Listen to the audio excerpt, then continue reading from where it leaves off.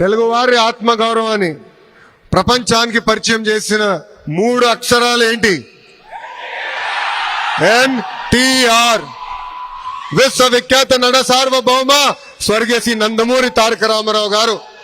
సంక్షేమాన్ని భారతదేశానికి పరిచయం చేసిన వ్యక్తి అన్న ఎన్టీఆర్.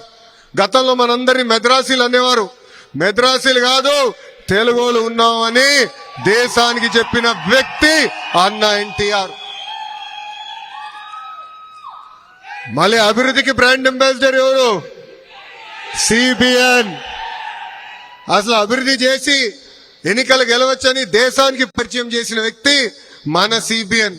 ఆనాడైనా చెప్పారు, కంప్యూటర్లో బాగా చదువుకుని ఐటీలో బాగా చదువుకుంటే ఉద్యోగాలు వస్తాయని. ఆనాటి ప్రతిపక్ష పార్టీ నాయకులు అన్నారు, కంప్యూటర్ అన్నం పెడుతుందా అని. ఇప్పుడు మిమ్మల్ని అందరిని అడుగుతున్నా, కంప్యూటర్ అన్నం పెడుతుందా? పెడుతుందా? హైదరాబాద్ లో పెద్ద ఎత్తున ఐటీ పరిశ్రమలు తీసుకొస్తే రియల్ ఎస్టేట్ వ్యాపారం చేస్తున్నారు. ఈ ఒక్కసారి మీరు వెళ్ళి హైదరాబాద్ చూడండి, అసలు గుర్తుపట్టే పరిస్థితి లేకుండా పోయింది. గతంలో ఐటీ రంగంలో హైదరాబాద్ గురించి ఎవరు మాట్లాడేవారు కాదు. అలాంటిది చంద్రబాబు నాయుడు గారు ఐటీ పరిచయం చేసిన తర్వాత ఈ రోజు బెంగళూరుకి ధీటుగా హైదరాబాద్ పోటీ పడే పరిస్థితికి మనందరం వచ్చాం. చంద్రబాబు నాయుడు గారి వయసు 75 సంవత్సరాలు, కానీ 25 సంవత్సరాలు కుర్రోడ్లాగా పరిగెడతాడు ఆయన. ఆయన స్పీడ్కి ఇంకా అందుకోలేకపోతున్నా, కానీ ఏదో ఒక రోజు ఆయన స్పీడ్ దరిదాపులో వస్తానని నేను భావిస్తున్నా. గతంలో ఐటీ, ఇప్పుడు క్వాంటమ్. అంటే ఆయన ఎప్పుడు 10 నుంచి 15 సంవత్సరాలు ముందు చూపున్న నాయకుడు. అది వాస్తవంగా చెప్పాలంటే తెలుగు జాతికే ఒక అదృష్టం. నేను ఏ దేశానికి వెళ్ళినా, ఏ కంపెనీకి వెళ్ళినా తలుపు కొడితే ఈరోజు తలుపు తెరుచుకుంటే అంటే దానికి కారణం మన నాయకుడు చంద్రబాబు నాయుడు గారు. దేశంలోనే ఏ పార్టీ కూడా ప్రకటించని విధంగా కార్యకర్తలే మా అధినేత అని తెలుగుదేశం పార్టీ ప్రకటించింది. లీడర్స్ వస్తారు వెళ్తారు, కానీ కార్యకర్తలే తెలుగుదేశం పార్టీకి సొంతం. వాళ్ళకి అధికారంతో సంబంధం లేదు. అన్నగారిని చూసినా, ఆ పసుపు జెండను చూసినా మనకి ఎక్కడ లేని ఎమోషన్. కార్యకర్తల త్యాగాలు ఒకసారి గుర్తు చేసుకోవాలి మనందరం. మెడపై కత్తి పెట్టి వాళ్ళ నాయకుడికి జై జై కొట్టమని అడిగితే జై చంద్రబాబు, జై తెలుగుదేశం అని ప్రాణాలు కోల్పోయిన తోట చంద్రయ్య మీ లోకేష్ కి స్ఫూర్తి.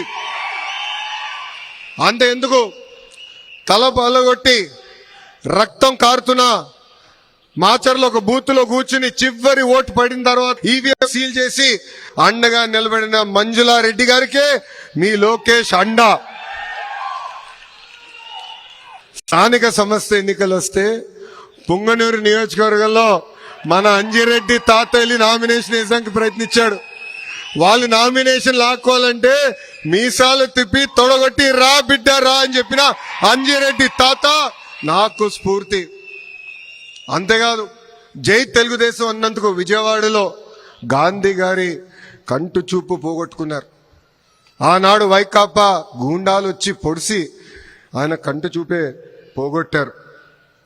2019 నుంచి 24 వరకు రాష్ట్రంలో ఎలాంటి విధ్వంస పాలన జరిగిందో నాకంటే మీకే బాగా తెలుసు.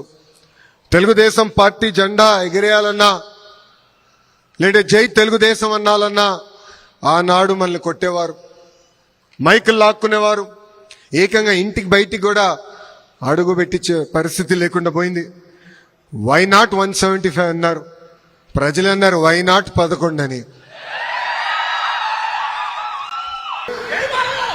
లాస్ట్ ఫర్ ద బెస్ట్ భయ్యా.